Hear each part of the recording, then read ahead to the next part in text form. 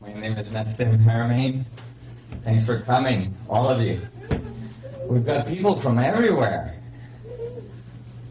Portland, Ashland, Reno, all the way from Reno. It's great. Thank you all for being here. So, today we have a big day. A lot of information is going to flow through this room today, and we're going to go through all the physics from universal size object right down to subatomic particle, going through consciousness, ancient civilization, chemistry, biology, and so on. So we've got a big agenda. It's going to be fun. And it's going to take a little time. So be comfortable. Make sure you are comfortable. Make sure you have enough water to lubricate your brain. Lubrication. And make sure that if you have to that you eat enough and all this, so your blood sugar doesn't drop too far. Sometimes I see people, I see smoke starting to come out of the ears. Then I know there's like damage being done. So we'll try to avoid that today. Oh, okay. Maybe we can turn that down on the board. Which one was that? That one there. Low.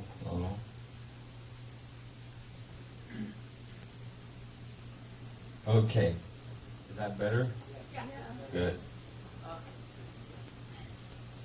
I've been having a little bit of trouble with my throat, so usually I just project, but today I'm going to try to be nice to my voice. Yeah. Get good lubrication going. So, go ahead. The break schedule is when I see everybody's turning purple because they have to go to the washroom and stuff, then I'll stop. Actually, if you guys are really exhausted and you need a break, just let me know, because I just keep on going. I just go and go for like 13 hours. So, sometimes I forget about the crowd. And so, oops.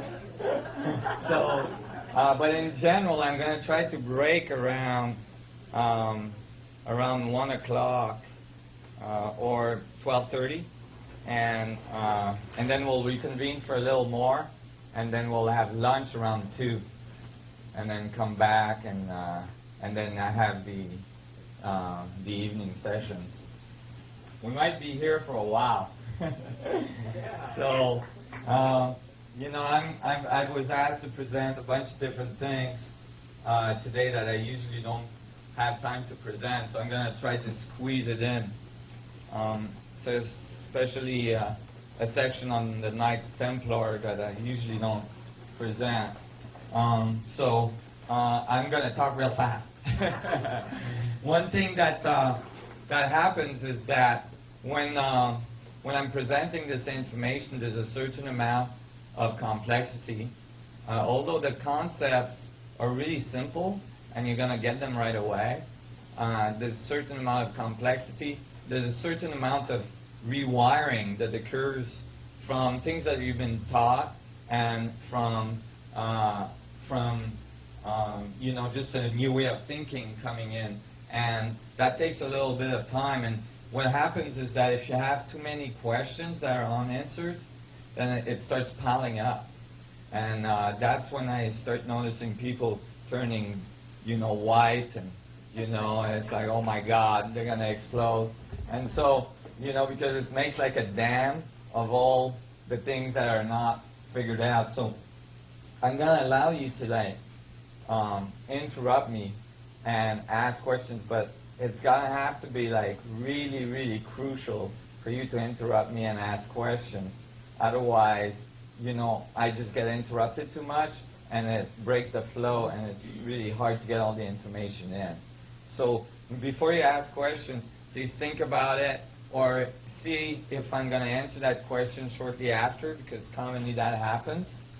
But if it's really piling up and you just cannot go forward in the thinking without getting those questions answered, please just interrupt me. You can start screaming, jump up and down or something. I'll get the signal. So I'm going to go through the information today in a little bit of a chronological way.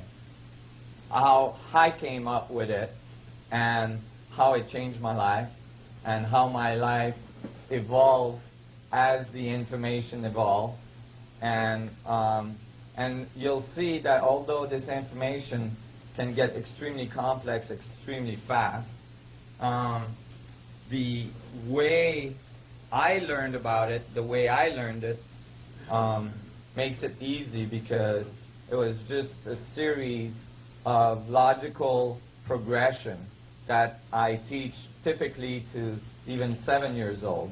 And actually, some of the 7 or older kids commonly after the talks come up to me and say, "Are you sure the other physicists don't think this way?" And I'm like, I really checked it out. I spent 20 years checking it out. They really don't think this way. And it boggles their mind, because it's kind of obvious and it's kind of instinctive. It's not kind of instinctive, it's instinctive. And it's a funny thing that, like, commonly now, they think of these thoughts as counter-instinctive. But I think they're quite instinctive. And they got counter-instinctive as a result of confusion. In the early ages, when we learned some of the foundations of our reality at school. So that's really what happened. At the age of 7, I had a bunch of esoteric experiences, and we're not going to get into that. But I had an intuition, and I definitely had experiences that told me that there was something else than the reality we observe. That, like, the reality we observe is just like a little bitty part of what's going on. Just like, if you'd like, the electromagnetic spectrum has a section that we see, and then there's a whole bunch we don't see. And the part that we don't see has huge impact on the physics of the part that we see. And I felt that very early, until they discovered, for instance, X-ray and infrared and long wavelengths and so on. They thought that all there was the visible spectrum. And, it became clear later on that there wasn't, that there was much more.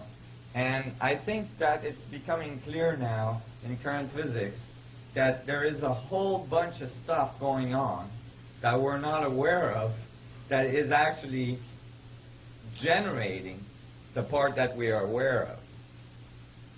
So when I was 7, I noticed this. I had experience that made me notice this. So when I got to the age of 10 and I got into my first geometry class, and the teacher went to the blackboard and said, "Today we're going to learn about dimensions," I thought, that's it. Oh my God, finally somebody's going to explain to me what's this other world about. These other dimensions that I felt were present. And I got really excited. I was like, oh my God, finally an adult that's going to talk about something real, and something that makes sense to me. So the teacher started the lesson, and I got really, really disappointed. He didn't tell me anything about the dimensions that I was experiencing